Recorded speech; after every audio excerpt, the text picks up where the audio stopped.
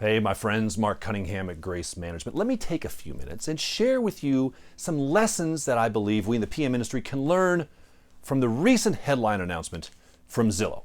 So let me read to you some aspects. This is from the Wall Street Journal recently here on the headline that says Zillow quits the automated home flipping business. So what can we as property managers learn from this? Well, let me share a couple parts of this article with you, and then I'll share some actual things I think we can learn. Here's what the article says. Real estate firm Zillow is exiting the home flipping business, saying Tuesday that its algorithmic model to buy in homes rapidly doesn't work as planned. It's an algorithm problem, Zillow would have us believe. That's all it was. Its algorithmic model wasn't quite accurate enough. Okay, maybe.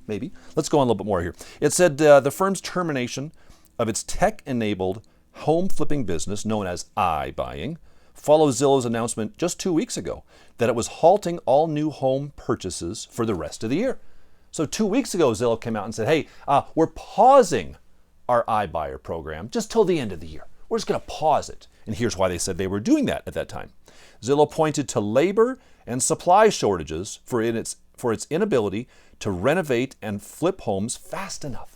So 2 weeks ago, they said, hey, we have so much inventory. Everything's working so great, but we're just a little bit behind on our vendors. We're having trouble getting vendors. Does that sound familiar? Any of us can relate to that? We're having trouble getting vendors to go in and do these. So we're going to pause till the end of the year. And then 2 weeks later, they said, well, actually, there's a little more to it than that. Actually, it's an algorithmic problem. And our algorithm isn't working, so we're actually going to cancel the whole iBuyer thing. Yeah, and by the way, we're laying off 25% of our workforce. 1 out of 4 of you is fired. You're going to go home. And by the way, yeah, remember how we said that this would make us $20 billion a year?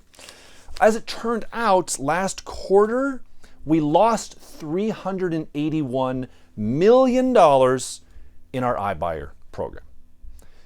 This is bad news, my friend. I mean, you spin this any way you want. This is a disaster, and that's why Zillow's stock went so far down. And here's what else they said. We've determined that the unpredictability in forecasting home prices far exceeds what we anticipated, and continuing to scale Zillow offers would result in too much earnings and balance sheet volatility. It's just a volatility problem. If we keep doing this, it's just too much volatility. It's not volatility, they're losing money. This has nothing to do with volatility. If you can't make money in this market, I mean, my gosh, we are in the hottest housing market probably in the history of the United States of America. If you can't figure out how to make money in this market through your iBuyer program, you're never going to make money. And Zillow has not made any money. I mean, how can you not make money in this? They have about 9,800 homes. I actually called Zillow to sell one of my rentals to them just a few weeks ago, right after they announced they were pausing, and talked to somebody really quickly. They had good customer service, but they said, yeah, we're pausing. So what can we as property managers take away? Is there any takeaways? Or is this just so different because it's house flipping? Well, I think there are some things, because we as property managers tend to get a little bit overexcited and anxious, and we very often play Chicken Little. We think the sky is falling and the world is ending and disruptors are going to change everything and we're only a month away from going out of business. I've been hearing that for about 40 years now in our industry. I kind of don't think it. Okay, maybe not 40 years. We've been around 40 years. I'm not quite that old. But anyway, here's my lessons that I'm learning. Number one, technology will not save you. Okay, technology will not save the property management industry. Now, I love technology. Big fan of a lot of different parts of technology, but it won't save us. Let me give you a question test. Here we go. Ready? Property management is I'm going to give you two choices here. Ready? Property management is a technology business. You can vote for that. Or would you vote that property management is a people business? Which one is it? Is it a technology business or is it a people business? That's a tough one. There's a lot of companies that would say, well, hey, it used to be a people business, but we're going to use technology to turn it into a technology business. That's what Zillow has said. That's what Open Door Technologies, which is a company just like Zillow. They call themselves Open Door Technologies, even though they're house flipping. See, I believe that if you said property management is a people business, ding, ding, ding, ding, ding, You're right. You're right. Now again, don't misunderstand. I love technology. We can use technology to augment our people side of the business. But my friends, a house has never called our office and said that it's refusing to pay rent. They never ever have. A house has never called us to say they're going to sue us because there's mold in the rafters. House has never done that. Tenants do that. See, I believe our business is misnamed. We're not in the property management industry. That's not the business we're in. The business we're in is people management. You have to manage owners, you manage tenants, you manage vendors. That's the business we're in. The real estate's a piece of cake. Something breaks and you fix it. No house has ever complained about us fixing it, or complained about us not fixing it, or complained about it talking too much. But owners have, tenants have, vendors have. We manage people. Now we use technology to manage, as a tool to manage the people, but that's all technology is. It's a tool to help you in the people management. So don't fall into this trap of technology is going to save you. I really don't believe it will. Now, who knows? Maybe in the future it will, and it'll all come back, and I can be proven completely wrong, but I kind of don't think so. I kind of don't think so. Now, if you disagree with me, it's okay. I still love you. You're wrong, but I still love you. Okay, number 2, vendor oversight matters. Right? The first reason Zillow announced they were stepping out of home flippings because they said we can't control our vendors. We can't find enough. I mean, think about it. When you have the scale that they had, do you think some of those contractors and vendors in the 9,800 homes that Zillow was sending out to give them pricing were padding those invoices just a little bit because Zillow wasn't watching real closely? Of course they were. That's why they're losing, if you do the math, like $20,000 per property. Why? Because suddenly what they budgeted for carpet and paint isn't what the cost is for carpet and paint. That's why you matter. That's why I matter.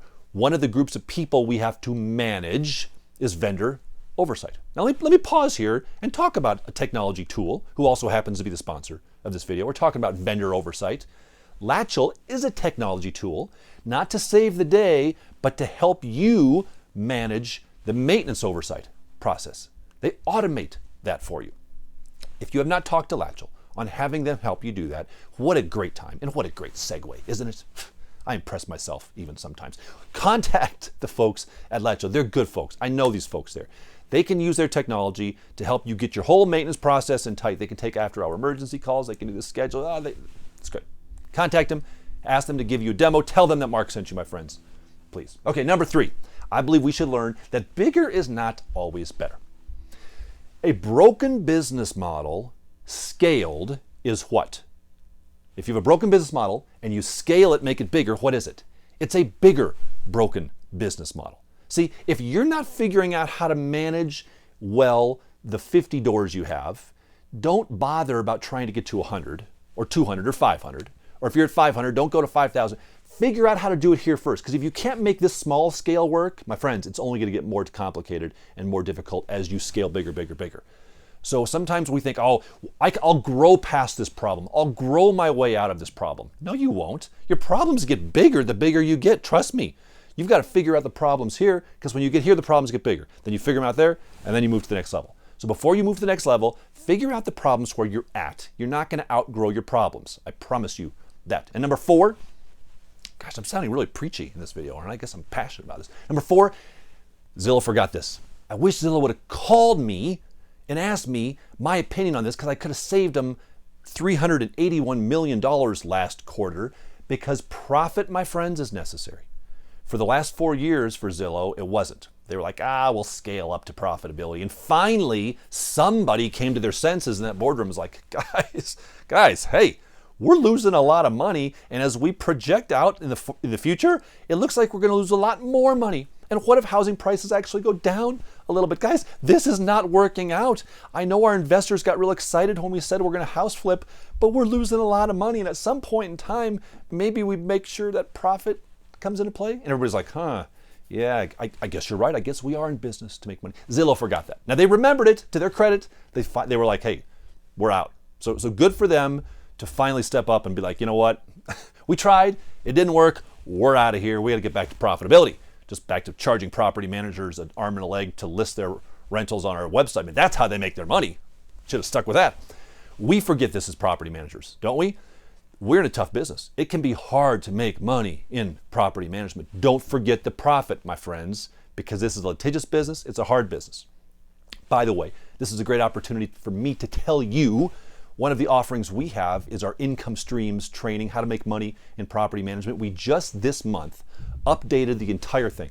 We go through 30 plus income streams that you should have for your PM business. I will link to that in this video here. If you've gotten that in the past, by the way, if you've purchased that, like your link is good forever. So you get all the updates, my friends, and we keep adding things to that. So if you need to figure out how to make some money, please, guys, I will help you. I will tell you what we've done to make money. Go look at that. I'll link to it, the 30 plus income streams for your property management business.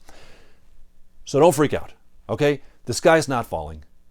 Don't get caught up in reading the headlines because eventually these things don't work out. These property management companies that have broken business models, they'll try, but eventually someone in their boardroom, just like in Zillow, is going to say, hey, we got to make some money. Or, hey, this isn't working. You're going to be fine with that. Use technology. We love technology. We use a lot of these things. We're using Rentvine right now for our property management software. We love it. We love that technology. But it's not going to save the day. You're going to save the day. Your owners need you more than they need your technology.